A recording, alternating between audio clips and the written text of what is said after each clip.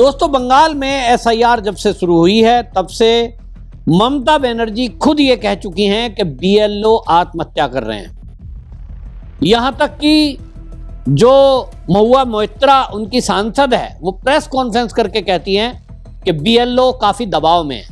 मैंने पहले भी आपको बताया, दबाव केवल टीएमसी के लोगों का है। दबाव इस तरह का है कि टीएमसी के लोग खुलकर ये बोल रहे हैं, जिसमें ममता बनर्जी भी है, कि एक भी वोटर का नाम कटना नहीं चाहिए। दूसरी तरफ एसआईआर प्रक्रिया के तहत ये नियम है कि जिनका भी 2002 के जो एसआईआर हुआ था उसमें उनके परिवार का कोई व्यक्ति यदि नहीं मिलता है, इसका मतलब ये माना जाएगा कि बेटा कहां से पैदा हो गया, जब बाप ही नहीं है वो फर्जी वोट है, तो ये फर्जी वोट कटेंगे। अभी तक जो सामने आए हैं वो 28 लाख वोट ऐसे आए हैं जो 2002 की एसआईआर लिस्ट से, वोटर लिस्ट से मैच नहीं कर रहे हैं। कटना तय है। उधर बीएलओ को डराया धमकाया जा रहा है। कई सेंटरों पर ऐसा देखा गया है कि बीएलओ को डराकर सारा डेटा एंट्री का काम टीएमसी के लोगों ने ले लिया है। इस पर जब भारतीय जनता पार्टी के शुभेंदु अधिकारी ने ऑब्जेक्शन उठाया, इसके लिए कहा गया, तो उन्होंने कहा कि हमारी जान को खतरा है, टीएमसी के लोग हमें डराते हैं, धमकाते हैं और हमें तो लोकल एरिया में रहना है। हमें कहा जा रहा है कि अभी तो एसआईआर चल रही है, बाद में क्या होगा देख लेना, तो हमें रहना है और इसलिए डर का माहौल है। जब एसआईआर की प्रक्रिया में फार्म गलत भरे जाएंगे, नाम कटेगा नहीं और डेटा एंट्री में टीएमसी के कार्यकर्ता रहेंगे जो पहले से कह रहे हैं कि हम एक भी नाम कटने नहीं देंगे, घुसपैठियों के पक्ष में खुलकर के खड़े होते हैं, ऐसे में सवाल ये उठ रहा है कि फिर इस एसआईआर की प्रक्रिया का होगा क्या। इसी सब को देखते हुए अब चुनाव आयोग ने बंगाल के डीजीपी को पत्र लिखा है और उन्हें सख्त लहजे में पुलिस को व्यवस्थित करने के लिए कहा है कि जहां भी एसआईआर प्रक्रिया हो रही है, जो बीएलओज हैं उनकी सुरक्षा करें, उनको सुरक्षित करने के लिए आप इस बात की सुनिश्चित करें बातों को कि कोई बीएलओ को इस तरह की प्रॉब्लम ना हो कि वो दबाव में काम कर रहा है। इस पत्र का कितना असर होगा ये मुझे नहीं पता, लेकिन पुलिस सुरक्षित कर पाएगी मुझे नहीं लगता है व्यक्तिगत रूप से। हालांकि ये जो है कहा जा रहा है, पुलिस की तरफ से कहा गया है। अब इसको अलावा देखते हुए ये भी देखा जा रहा है कि जो बीएलओज हैं उसका काम तो टीएमसी के लोग करने शुरू कर दिए हैं। और अभी पिछले दिनों ये भी पता लगा, मतलब कितनी बातों पे आप नजर रखोगे, मतलब भारतीय जनता पार्टी कितनी चीजों पर नजर रखेगी। पिछले दिनों ये देखने में आया कि जो कर्मचारी हैं उसमें टेम्परेरी लोगों से एंट्री कराई जा रही थी, कॉन्ट्रेक्चुअल बेस पे भर्ती कर ली है डीएम ऑफिस में। तब ये सवाल उठ रहा था कि कॉन्ट्रेक्चुअल बेस के आदमी से आप एंट्री कैसे करा सकते हैं, जिम्मेदारी का काम है। तब फिर उसकी शिकायत चुनाव आयोग को गई। चुनाव आयोग ने फिर कहा इनको कि आप टेम्परेरी लोगों को नहीं रख सकते। तो भाई कर्मचारी कम है, काम ज्यादा है, दबाव है, तो चुनाव आयोग ने उसका हल निकाला। चुनाव आयोग ने कहा ठीक है, हम 1000 ऐसे डेटा एंट्री ऑपरेटर भर्ती कर लेते हैं टेम्परेरी तौर पे, हम आपको देंगे। ममता बनर्जी उस पर ऑब्जेक्शन करती हैं, कहती है साहब ये भर्ती का अधिकार तो हमें, आप भर्ती करके क्यों दे रहे हो। अरे भाई, आपको जब भर्ती का काम दिया, जो काम है आपके ऊपर तो ऑब्जेक्शन लग रहा है कि आप उस नाम कटने ना कटने देने के लिए दबाव बना रहे हो। तो आपका एम्प्लॉय आप ही के अधीन है, वो काम करेगा आपके दबाव में, और इसलिए चुनाव आयोग अपनी तरफ से दे रहा है कर्मचारी, तो उस पर दिक्कत है। अब नई चीजें सामने आ रही हैं। शुभेंदु अधिकारी जो भारतीय जनता पार्टी के नेता हैं वो हमेशा इस बात को उठाते रहते हैं। उन्होंने एक और मुद्दा उठाया और उन्होंने उदाहरण दिए कि ऐसे कई हिंदू वोटर, इनको लगता है कि हिंदू वोटर है, बीजेपी का वोटर है, तो उसको उठा के ट्रांसफर कर दिया जा रहा है। पता है कि थोड़े दिन बाद चुनाव है, तो चुनाव है उसके पहले क्या करो, ज्यादा से ज्यादा वोटर को ट्रांसफर कर दो। भाई डेमोग्राफी चेंज करने का क्या तरीका है, अपना जीतने का इन्होंने तय कर रखा है कि घुसपैठियों को क्षेत्र में बसा दो।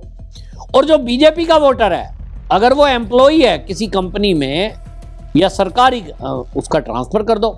तो आपने हिंदुओं को तो वहां से दूर कर दिया और मुसलमानों को वहां बसा दिया, बांग्लादेशियों को, तो अपनी जीत की गोटी फिट कर रहे हैं। शुभेंदु अधिकारी ने इस बात को लेकर के आपत्ति जताई है और उन्होंने कहा कि जिस तरह से ये किया जा रहा है ट्रांसफर, 170 किलोमीटर दूर ट्रांसफर कर दिया। बताओ, ये हमारी बीजेपी का नंदीग्राम 2 नंबर ब्लॉक का एक अंचल कन्वेनर, उनका लड़का को ये लोग गैर कानूनी तरीके से नौकरी से निलंबित कर दिया।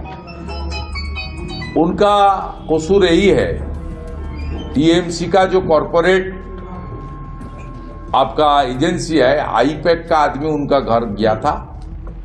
पिछले 3-4 महीने से उनको रिक्वेस्ट किया था, आप बीजेपी छोड़ के टीएमसी में आओ। उन्होंने विचारधारा को सम्मान करते हुए सिर नहीं झुकाया। उन्होंने बता दिया मैं ये काम नहीं करूंगा। तब उन्होंने अपने गलत तरीके से उनका लड़का दीपांजन पाल को, जो विलेज पुलिस है, पिछले 7-8 साल से नौकरी कर रहा है, उनको अपने काम से निलंबित किया।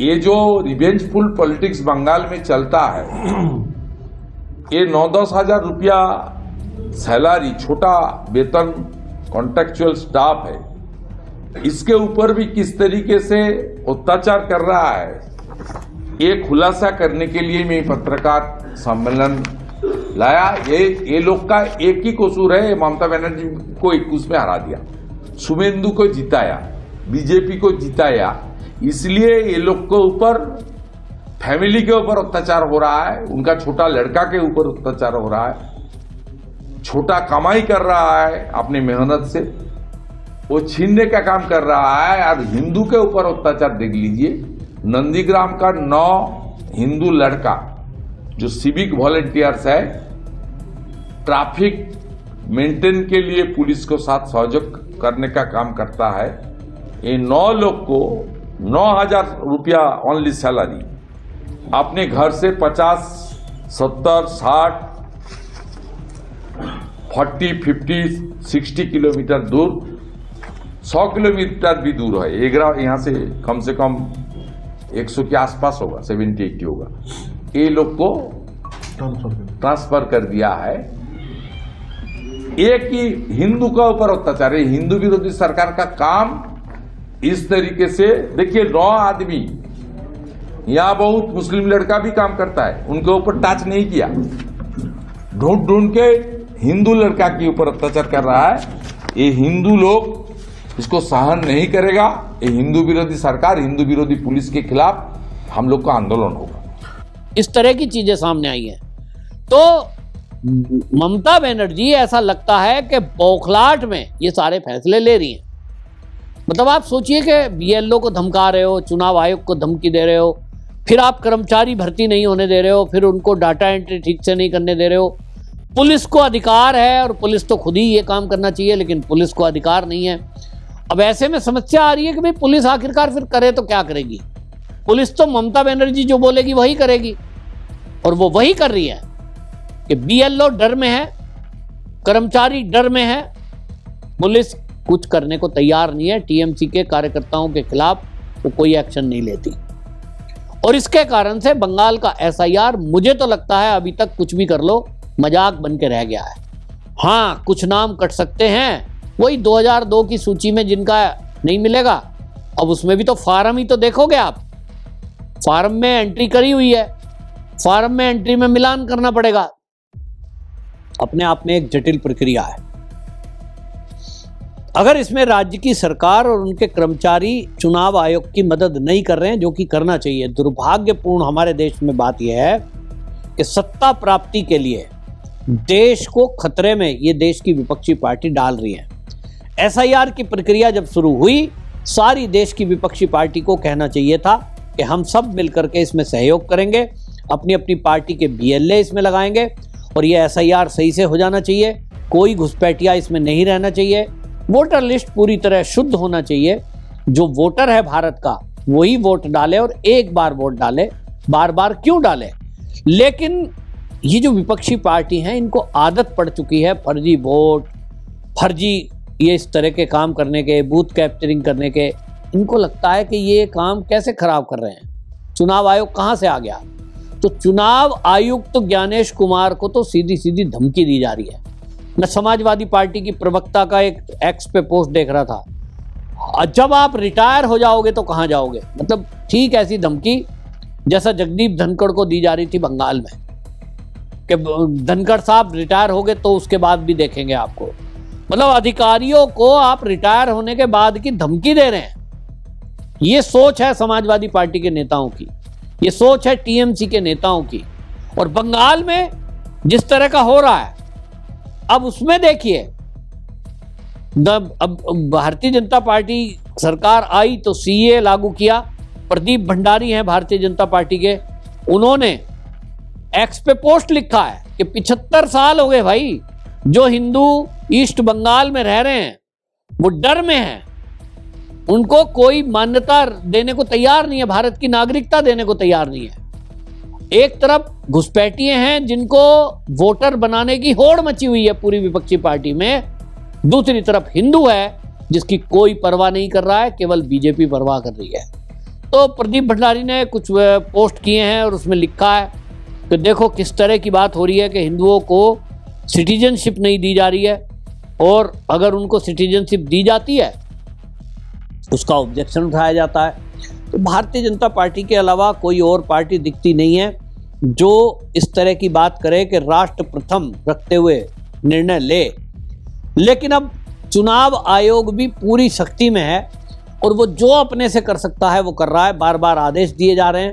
देखना होगा डीजीपी को दिए हुए इस आदेश के बाद क्या बीएलओ आजादी के साथ एसआईआर कर पाएंगे। आपकी राय क्या है कमेंट में जरूर लिखें, वीडियो शेयर करें। वंदे मातरम।